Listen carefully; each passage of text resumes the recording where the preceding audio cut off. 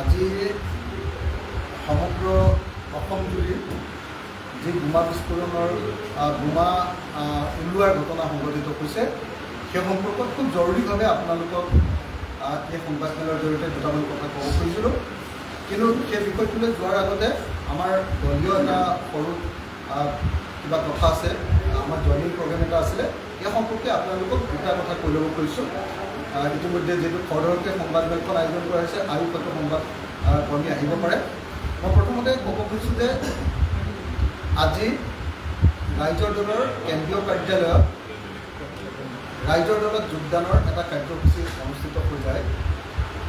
আজি বিয়লি ৩ বজাত ৰাইজৰ দলত যোগদান কৰিছে কংগ্ৰেছ দলৰ গোটেই অসম ৰাজ্যিক কমিটিৰ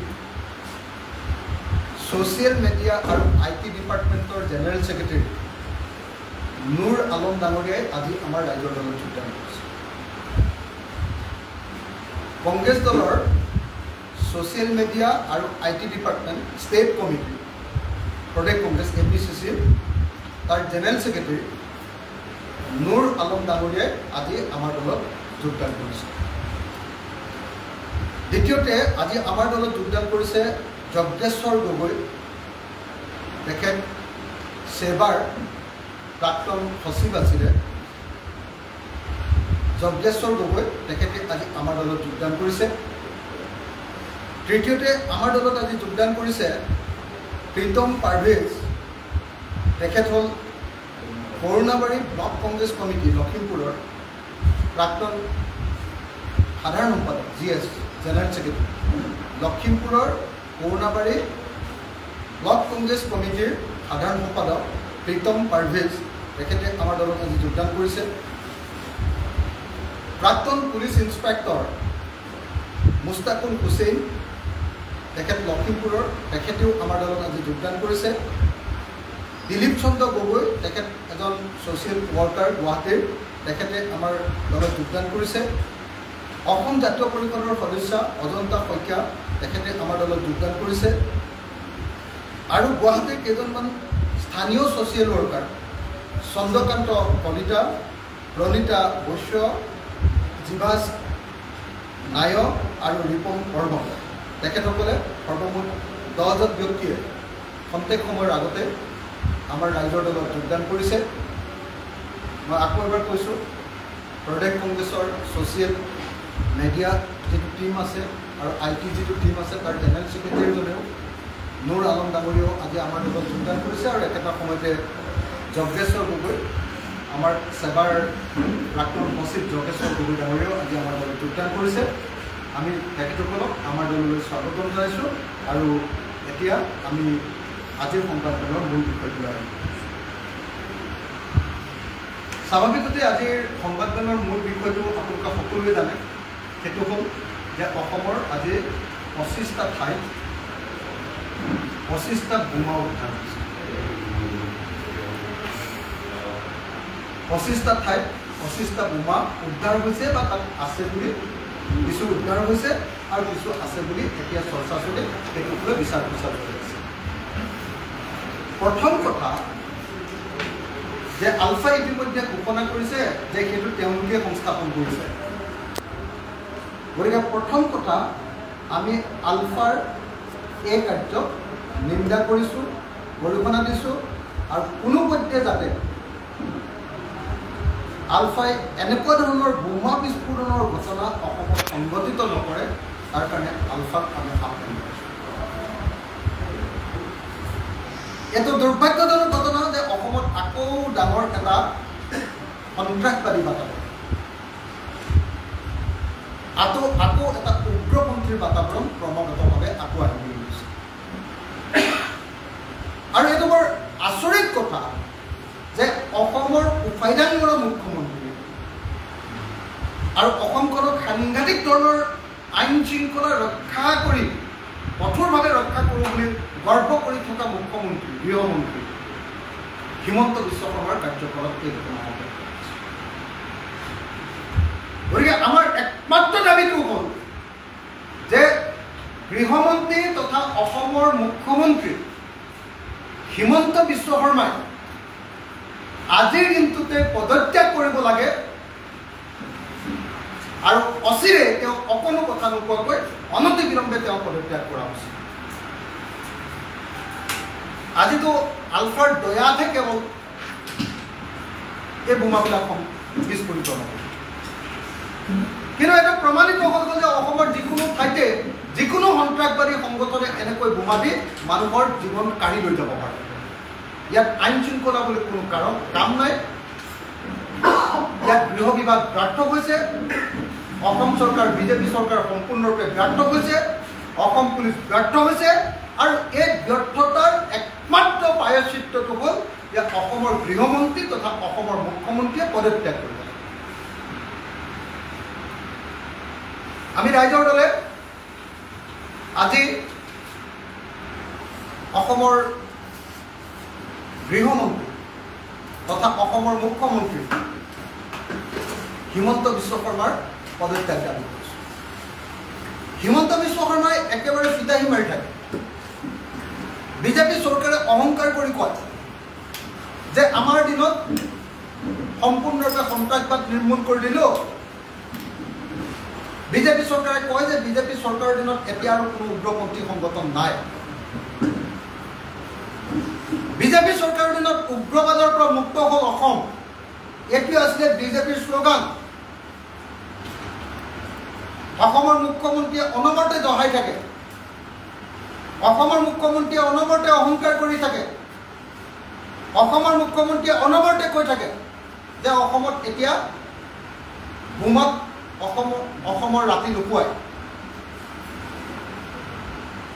এতিয়া অসমত বোমা বিস্ফোৰণ নঘটে, অসমত কোনো সন্ত্ৰাসবাদী কাৰ্যকলাপ নাই। এই হ'ল হিমন্ত বিশ্বৰ বিজেপি চৰকাৰখনৰ দাবী।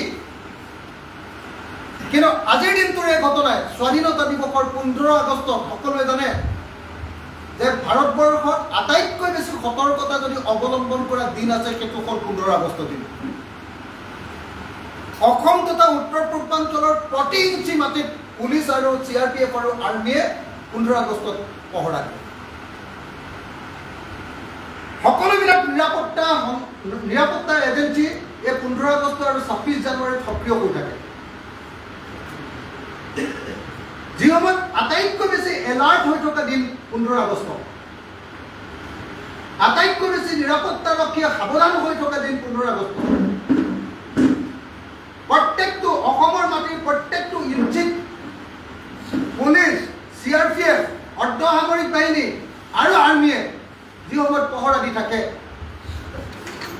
যি সময়ত এতিয়াও অসমৰ মাটিৰ পৰা অসমৰ এতিয়াও 6খন জিলাৰ পৰা এতিয়ালৈকে সৈন্য বাহিনীৰ বিশেষ ক্ষমতাৰ আইন এতিয়ালৈকে ইয়াৰ পৰা আঁতৰ কৰি দিয়া নাই। এতিয়াও আৰ্মি কেম্পবিলাক আছে আৰু আৰ্মি কেম্পবিলাকে বহিৰাজ্যৰ শত্ৰু নহয়, আভ্যন্তৰীণ নিৰাপত্তাৰ প্ৰশ্নটো এতিয়া পৰ্যবেক্ষণ কৰে। সেই সময়ত ভাৰত চৰকাৰ আৰু অসম চৰকাৰ দুইখন চৰকাৰ চোৰাংচোৱা বিভাগসমূহ এই আটাইবিলাক সম্পূৰ্ণৰূপে ব্যৰ্থ হৈছে। আৰু এই ব্যৰ্থতাৰ একমাত্ৰ প্ৰায়শ্চিত্তটো হ'ল যে অসমৰ গৃহমন্ত্ৰী তথা অসমৰ মুখ্যমন্ত্ৰীয়ে পদত্যাগ কৰিব লাগে। আচলতে অসমৰ 25টা ঠাইত এতিয়া 25টা বোমা ওলাইছে, বোমাৰ সন্ধান পাইছে বা বোমা সংস্থাপিত কৰিবলৈ এটা উগ্ৰপন্থী সংগঠন সক্ষম হৈছে। তাৰ পাছত এইটো কথা ক'বই লাগিব যে অসমত কোনো পধ্যে কেতিয়াও কোনো পধ্যে আইন শৃংখলা জনিত সমস্যা এতিয়া আৰু চৰকাৰৰ নিয়ন্ত্ৰণত নাই। চৰকাৰ আছে হুইপ। হিমন্ত বিশ্ব শৰ্মাই সাম্প্ৰদায়িক ৰাজনীতি কৰি হিন্দু মুছলমানৰ ৰাজনীতি কৰি তেওঁ সম্পূৰ্ণৰূপে দেশৰ নিৰাপত্তা আৰু জনতাৰ নিৰাপত্তাৰ প্ৰশ্নটো সম্পূৰ্ণৰূপে তেওঁ পাহৰি গৈছে। তেওঁ দিনে ৰাতি একমাত্ৰ হিন্দু মুছলমানৰ ৰাজনীতি কৰাটোৱে হৈছে তেওঁৰ অভ্যাস। সেইকাৰণে তেওঁ গৃহ বিভাগ চম্ভালিব পৰা নাই, সেইকাৰণে তেখেতে পুলিচক নিয়ন্ত্ৰণ কৰিব পৰা নাই। সেইকাৰণে আজি 15 আগষ্টৰ সময়, যি সময়ত ভাৰতবৰ্ষত আটাইতকৈ বেছি সতৰ্কতা অৱলম্বন কৰা হয়, যি সময়ত পুলিচ, CRPF, অৰ্ধসামৰিক বাহিনী আৰু সামৰিক বাহিনীয়ে আটাইতকৈ বেছিকৈ টহল দিয়ে, আটাইতকৈ বেছি নিৰীক্ষণত ৰাখে, আটাইতকৈ বেছি চেক কৰে, জনতাক চেক কৰে, সেই সময়ত অসমত 25টা ঠাইত 25টা বোমা উদ্ধাৰ বা 25টা বোমা সংস্থাপিত কৰাৰ ঘটনাটোৱে প্ৰমাণ কৰি দিলে যে অসমত চৰকাৰ কোন বুলি কোনো বস্তু নাই। অসমত অস্তিত্বহীন হৈ পৰিছে চৰকাৰ। বিজেপি চৰকাৰখন কেৱল হিন্দু মুছলমানৰ ৰাজনীতি কৰিবলৈ শিকাই আছে। হিমন্ত বিশ্ব শৰ্মাই কেৱল হিন্দু মুছলমানৰ ৰাজনীতি কৰিবলৈ শিকাই আছে। হিমন্ত বিশ্ব শৰ্মাই দেশৰ আইন শৃংখলা ৰক্ষা কৰাৰ ক্ষেত্ৰত যি সংবিধান লৈ তেওঁ জীৱন আৰু সম্পত্তি ৰক্ষা কৰিম বুলি শপত খাইছিলে, সেই শপত ৰক্ষা কৰাৰ ক্ষেত্ৰত তেওঁ ব্যৰ্থ হৈছে। আৰু সেই ব্যৰ্থতাৰ একমাত্ৰ প্ৰায়শ্চিত্তটো হ'ল যে হিমন্ত বিশ্ব শৰ্মাই গৃহমন্ত্ৰী আৰু মুখ্যমন্ত্ৰী হিচাপে পদত্যাগ কৰিব। আমি ৰাইজৰ দলে গৃহমন্ত্ৰী তথা অসমৰ মুখ্যমন্ত্ৰী হিমন্ত বিশ্ব শৰ্মাৰ পদত্যাগ দাবী কৰিছোঁ। তেওঁ অচিৰে আজিৰ দিনটোৰ ভিতৰতে পদত্যাগ কৰা উচিত। আমাৰ বেলেগ কোনো দাবীয়ে নাই। একমাত্ৰ দাবীটো হ'ল যে অসমৰ মুখ্যমন্ত্ৰী তথা গৃহমন্ত্ৰীয়ে পদত্যাগ কৰিব লাগে। তেখেতে আইন শৃংখলা ৰক্ষা কৰাৰ ক্ষেত্ৰত ব্যৰ্থ হৈছে। তেখেতে সন্ত্ৰাসবাদী সংগঠনৰ লগত মিতিৰালি কৰি অসমত বোমা সংস্থাপিত কৰিবৰ কাৰণে সুযোগ প্ৰদান কৰিছে। তেখেত ব্যৰ্থ হৈছে আৰু এই ব্যৰ্থতাৰ একমাত্ৰ প্ৰায়শ্চিত্তটো হ'ল তেখেতে পদত্যাগ কৰিব লাগে। তেখেতে জীৱন আৰু সম্পত্তি ৰক্ষা কৰাৰ ক্ষেত্ৰত আজিৰ দিনটোত আমি হিমন্ত বিশ্ব শৰ্মাক মুখ্যমন্ত্ৰী আৰু গৃহমন্ত্ৰী হিচাপে পদত্যাগ দাবী উত্থাপন কৰিছোঁ। তেওঁৰ হাতত অসমীয়া জাতি নিৰাপদ নহয়। তেওঁৰ হাতত অসমৰ জনগণ নিৰাপদ নহয়। তেওঁ অসমৰ জনগণক বচাব নোৱাৰে। যদি চাওকচোন আপুনি 25টা ঠাইত যদি 25টা বোমা সংস্থাপিত কৰিব পাৰে কোনোবা উগ্ৰপন্থী সংগঠন, তাৰপিছত চৰকাৰখন আছে বুলি ক'ব পাৰিনে? তাৰপিছত পুলিচ জীয়াই আছেনে বুলি ক'ব পাৰিনে? তাৰপিছত CRPF জীয়াই আছে বুলি ক'ব পাৰিনে? পুলিচে অকল আমাৰ সাধাৰণ মানুহৰ ওপৰত দাদাগিৰি কৰিব। তেওঁলোক আমাৰ ওপৰত কেৱল বৰ্মতা। হিমন্ত বিশ্ব শৰ্মাই অকল দুখীয়া মানুহৰ ওপৰত বৰ্মতা, অকল সাধাৰণ কাম কৰি খোৱা মানুহবিলাকৰ ওপৰত তেওঁ বৰ্মতা।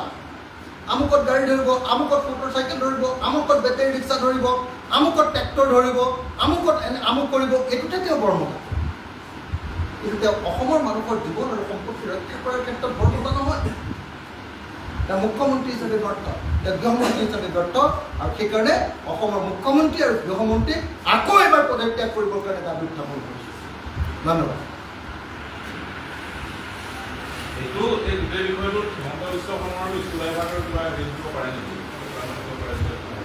মই ভাবোঁ যে এইটো ইছ্যু ডাইভাৰ্ট নহয়, এইটো সম্পূৰ্ণৰূপে 100% এইটো এটা ব্যৰ্থতা। 100% তেওঁলোকে আইন শৃংখলা ৰক্ষা কৰাৰ ক্ষেত্ৰত ব্যৰ্থ হৈছে। মানুহৰ সম্পত্তি, জীৱন আৰু সম্পত্তি ৰক্ষা কৰাৰ ক্ষেত্ৰত ব্যৰ্থ হৈছে। পুলিচ তেওঁ চলাব পৰা নাই, গৃহ বিভাগ তেওঁ চলাব পৰা নাই। এজন অকমান্য মুখ্যমন্ত্ৰী আৰু অকমান্য গৃহমন্ত্ৰী, অকল চেলেকু মুখ্যমন্ত্ৰী, অকল কথা কৈ হিন্দু মুছলমানৰ ৰাজনীতি কৰে আৰু হিন্দু মুছলমানৰ সাম্প্ৰদায়িক ৰাজনীতি কৰি ইটোৰ লগত সিটো লগাব খোজে। তাৰ বাহিৰে একো কাম কৰিবৰ কাৰণে সক্ষম নহয়। এই ব্যৰ্থ গৃহমন্ত্ৰী আৰু ব্যৰ্থ মুখ্যমন্ত্ৰীয়ে অচিৰে পদত্যাগ কৰা হৈছে। আমাৰ ট্ৰেডিং প্ৰগ্ৰেমটো